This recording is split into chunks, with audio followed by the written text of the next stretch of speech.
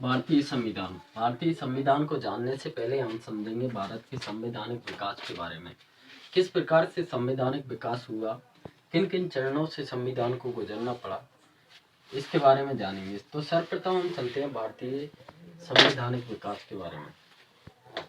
संवैधानिक विकास, संवैधानिक विकास। संवैधानिक विकास की बात की जाए तो सर्वप्रथम नाम आता है ईस्ट इंडिया कंपनी का। East India company.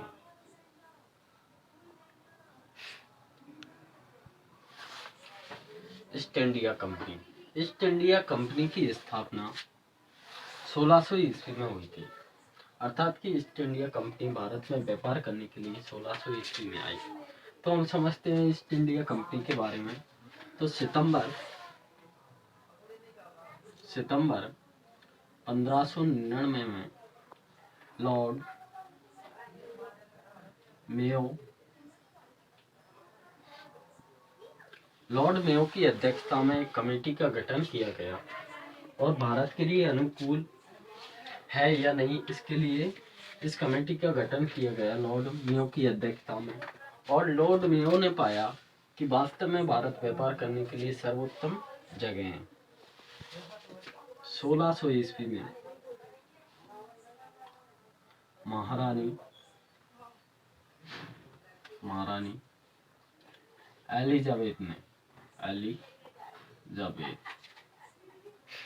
Elizabeth second ने इन्हें व्यापार करने की अनुमति प्रदान कर दी। इस प्रकार से ईस्ट इंडिया कंपनी भारत में व्यापार करने के लिए आई। ईस्ट इंडिया कंपनी का लोकप्रिय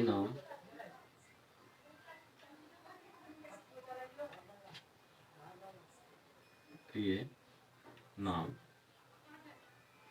जॉन कंपनी था।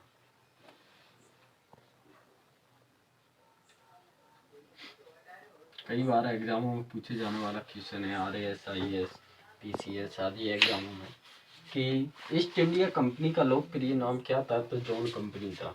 इस प्रकार से ईस्ट इंडिया कंपनी का भारत में अस्तित्व में आया और हम देखते हैं कि कालांतर में ईस्ट इंडिया कंपनी ने कुछ इस प्रकार से अपना व्यापार और साम्राज्य स्थापित किया कि भारत एक दासता की अधीनता में चला गया।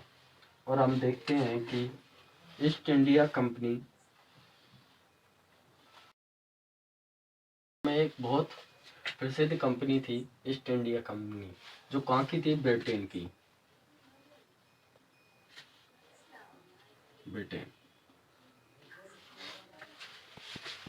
हम देखते हैं कि कालांतर में ईस्ट इंडिया कंपनी के जो लोग थे वो भ्रष्ट हो चुके थे। ईस्ट इंडिया कंपनी के जो लोग थे वो भ्रष्ट हो गए थे और अपने स्वयं के व्यक्तिगत स्वार्थ के लिए ईस्ट इंडिया कंपनी को मद्देनजर न रखते हुए अपना स्वयं का स्वार्थ, निजी स्वार्थ में लिप्त हो गए थे। इसीलिए महारानी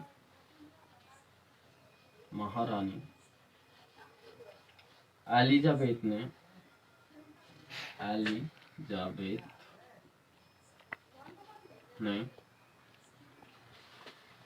1773 में लॉर्ड नॉर्थ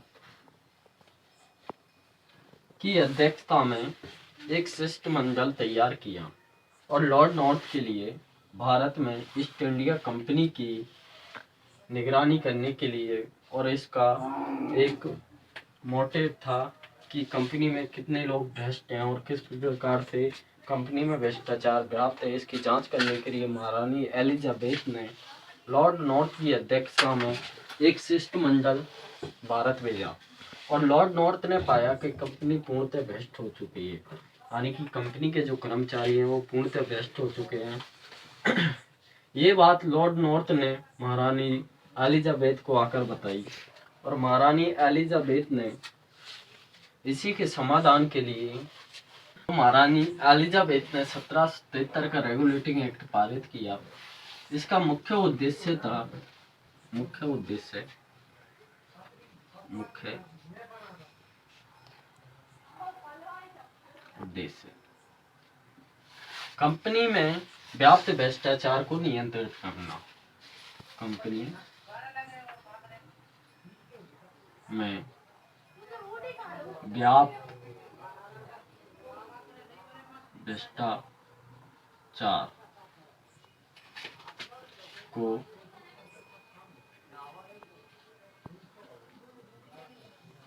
नियंत्रित करना। अर्थात कि कई बार इंटरव्यू में ये क्वेश्चन पूछा जाता है कि 1773 का रेगुलेटिंग एक्ट का मुख्य प्रावधान क्या था या मुख्य उद्देश्य क्या था। तो इसका मुख्य उद्देश्य यही था कि कंपनी में व्याप्त भ्रष्टाचार को नियंत्रित करना। इसकी अन्य विशेषताओं के बारे में हम आगे पढ़ेंगे। इससे पहले ही इसके लिए अच्छी तरह समझ जाना हमारे लिए उचित होगा, क्योंकि कई बार एग्जामों में सीधा सीधा यही पूछा जाता है कि 1773 का रेगुलेटिंग एक्ट का मुख्य उद्देश्य क्या था। अब इसके अन्य प्रावधानों की हम बात कर लेते हैं कि 1773 का रेगुलेटिंग एक्ट किस प्रकार से भारत में प्रभावी हुआ और इसके कौन कौन से नियम थे और कौन कौन से उद्देश्य थे। तो सर्वप्रथम हम बात करते हैं 1773 के रेगुलेटिंग एक्ट के अन्य प्रावधानों में हम देखते हैं कि बंगाल के गवर्नर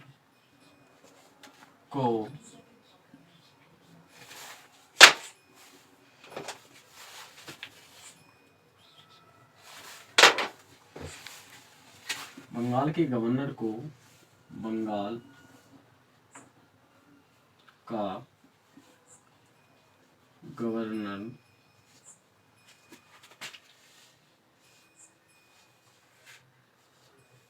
जनरल बना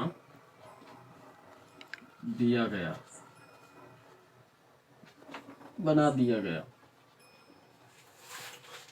बंगाल के गवर्नर को बंगाल का गवर्नर जनरल बना दिया गया। अर्थात कि जो गवर्नर का पहले पूर्व में जो पद था गवर्नर का, उसके लिए नाम परिवर्तन करके अब गवर्नर जनरल कर दिया गया। और ये कहाँ का था? बंगाल का। लेकिन भारत में प्रथम गवर्नर जनरल था, ना कि भारत का था, लेकिन भारत में प्रथम गवर्नर जनरल था। हम देखते हैं कि प्रथम गवर्नर जनरल कौन बने। भारत में प्रथम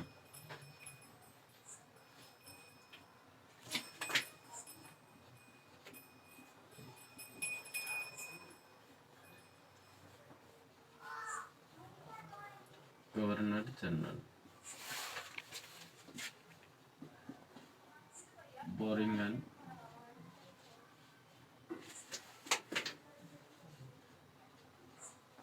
हेस्टिंगन कौन बने? भारत में प्रथम गवर्नर जनरल कौन बने? बोरिंगन हेस्टिंगन। जबकि ये भारत के गवर्नर जनरल नहीं थे, ये बंगाल के गवर्नर जनरल बने। हम देखते हैं कि आगे गवर्नर, शॉर्ट में लिख सकता हूँ गवर्नर जनरल। ठीक है, गवर्नर जनरल की सलाह के लिए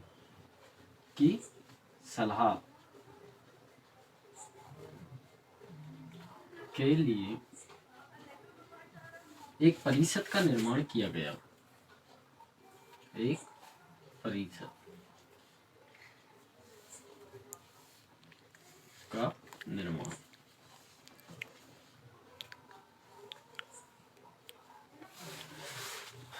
क्योंकि हमें पता है कि 1773 के रेगुलेटिंग एक्ट का मुख्य प्रावधान यही था कि कंपनी में व्याप्त भ्रष्टाचार को रोका जाए। तो हमें पता है कि गवर्नर जनरल एक बड़ा पद था और हो सकता है कि यही ऐसे निर्णय ले ले जिससे भ्रष्टाचार व्याप्त हो जाए। तो इसी को नियंत्रित करने के लिए और इसकी सलाह के लिए एक परिषद का निर्माण किया गया, जिसे गवर्नर जनरल की परिषद कहा जाता है। इसमें 4 सदस्य होते थे।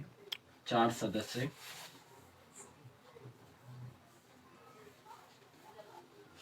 इनका कार्यकाल 5 वर्ष का होता था।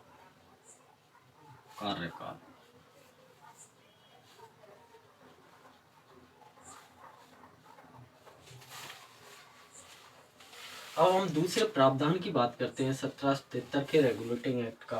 तो भारत में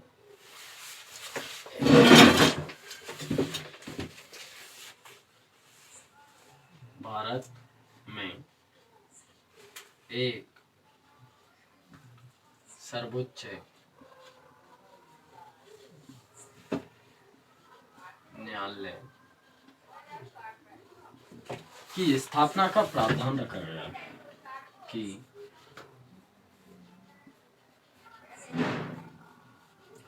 स्थापना का प्रावधान, अर्थात कि भारत में सर्वोच्च न्यायालय की स्थापना किस अधिनियम के द्वारा हुई या किस एक्ट के द्वारा हुई। तो हम पाते हैं कि 1773 का रेगुलेटिंग एक्ट ही वो एक्ट था जिसके द्वारा भारत में सर्वोच्च न्यायालय की स्थापना हुई। और हम आगे देखते हैं कि 1774 में एक सुप्रीम कोर्ट की या एक सर्वोच्च न्यायालय की स्थापना हुई। सुप्रीम कोर्ट या सर्वोच्च न्यायालय,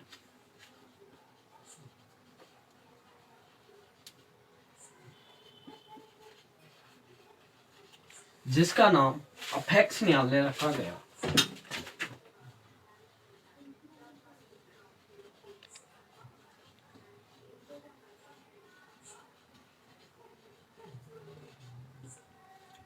इसका नाम क्या रखा गया? अपेक्स न्यायालय रखा गया।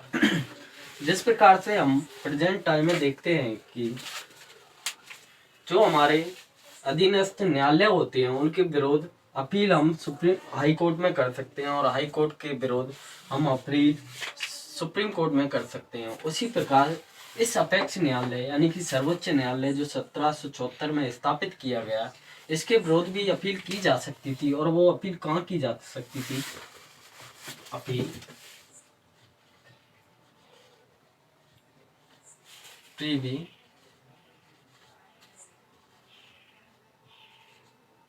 कौंसिल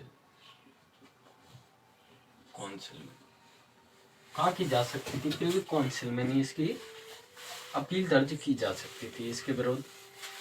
हम देखते हैं कि सर्वोच्च न्यायालय जो अपेक्स न्यायालय था उसका मुख्य न्यायाधीश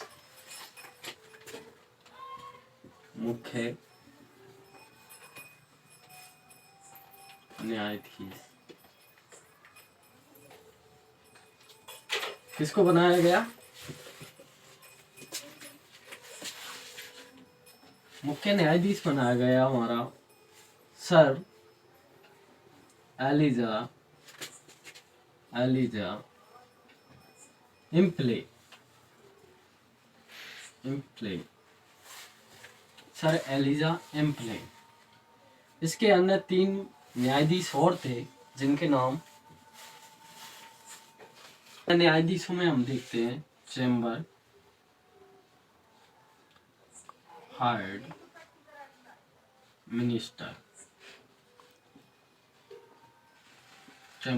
मिनिस्टर, ये अन्य न्यायाधीश थे। अब हम बात करते हैं अन्य प्रावधानों की। अन्य प्रावधानों में जो ईस्ट इंडिया कंपनी पर नियंत्रण रखने वाला एक बोर्ड था, बोर्ड ऑफ डायरेक्टर जिसे नाम से जाना जाता है, बोर्ड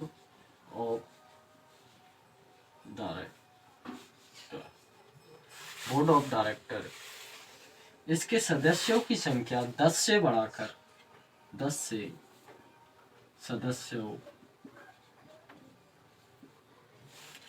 सदस्य होते थे, जिसमें 10 सदस्यों से बढ़ाकर 24 कर दी गई।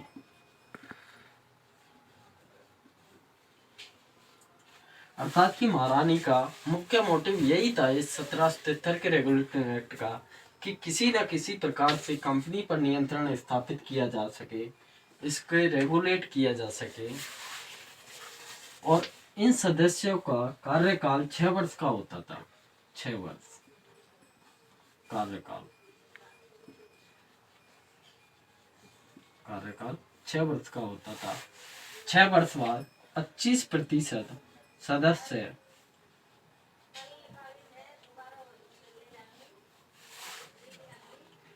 पुरस्कार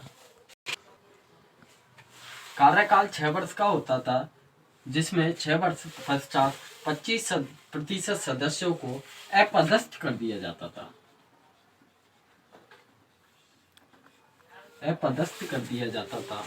इस प्रकार से बोर्ड ऑफ डायरेक्टर के सदस्यों की संख्या बढ़ाकर नियंत्रण करने का प्रयास किया गया। अब हम अन्य बारे में जानते हैं, इसके 1773 के एक्ट के बारे में।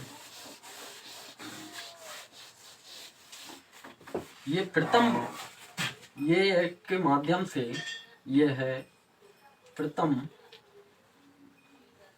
बार था जब ब्रिटिश मंडल को भारतीय क्षेत्रों पर नियंत्रण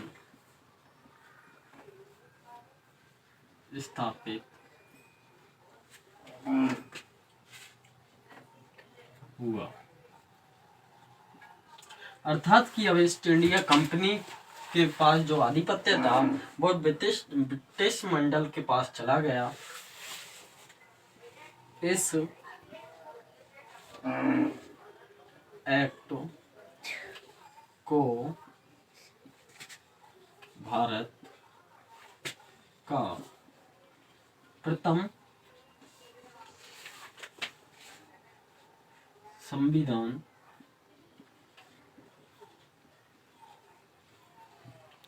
कहा जाता है।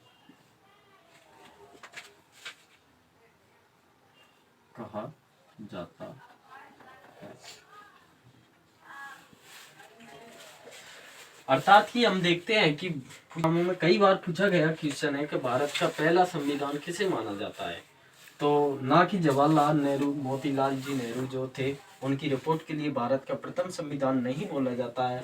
प्रथम संविधान बोला जाता है भारत को 1773 के रेगुलेटिंग एक्ट को। इसी एक्ट को भारत का प्रथम लिखित संविधान माना जाता है। लेकिन इसकी एक विशेषता थी, यह है एक्ट भारत की भूमि पर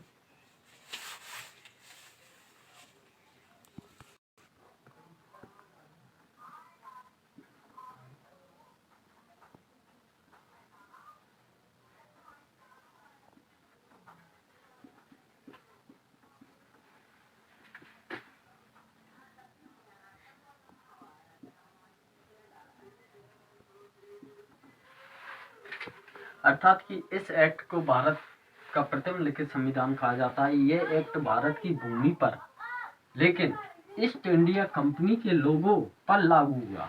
अर्थात कि भारत की भूमि पर तो लागू हुआ, ना कि भारत के लोगों पर, और ये ईस्ट इंडिया कंपनी के लोगों पर, क्योंकि 1773 के रेगुलेटिंग एक्ट का मुख्य प्रावधान यही था कि किसी न किसी प्रकार से ईस्ट इंडिया कंपनी में व्याप्त भ्रष्टाचार को नियंत्रित किया जा सके।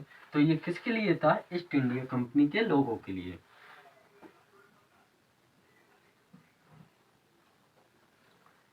इस एक्ट ने भारत के संविधान की नींव रखी। अर्थात कि भारतीय संविधान की नींव किस एक्ट को माना जाता है, या भारत का प्रथम लिखित संविधान किसे माना जाता है? तो 1773 के रेगुलेटिंग एक्ट को। हमने जाना किस प्रकार से भारत का प्रथम लिखित संविधान, जो कि जिसे माना जाता है, लिखित संविधान तो एक ही है वैसे देखा जाए हमारा, लेकिन भारत की भूमि पर प्रथम बार इसी को भारत का लिखित संविधान माना गया। अब हम देखते हैं 1781 का एक्ट ऑफ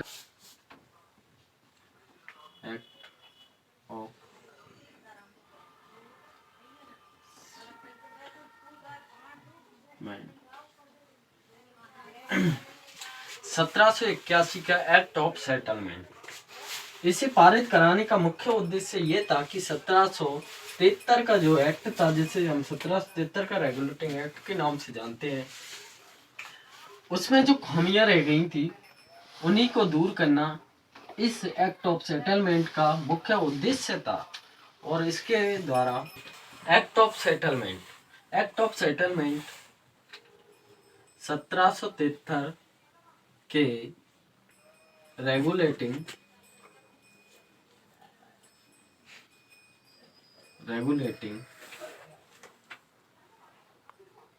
एक्ट की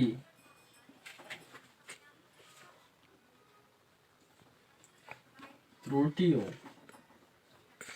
या खामियों को दूर करने के लिए पारित किया गया। इसी एक्ट के माध्यम से उड़ीसा और बिहार क्षेत्र को बंगाल के अधीन कर दिया गया। बंगाल के अधीन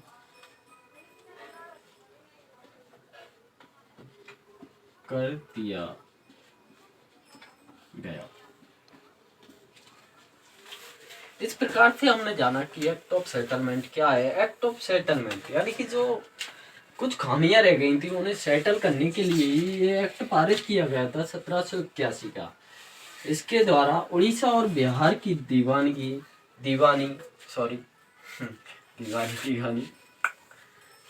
उड़ीसा और बिहार क्षेत्र को भी बंगाल के अधीन कर दिया गया, जिस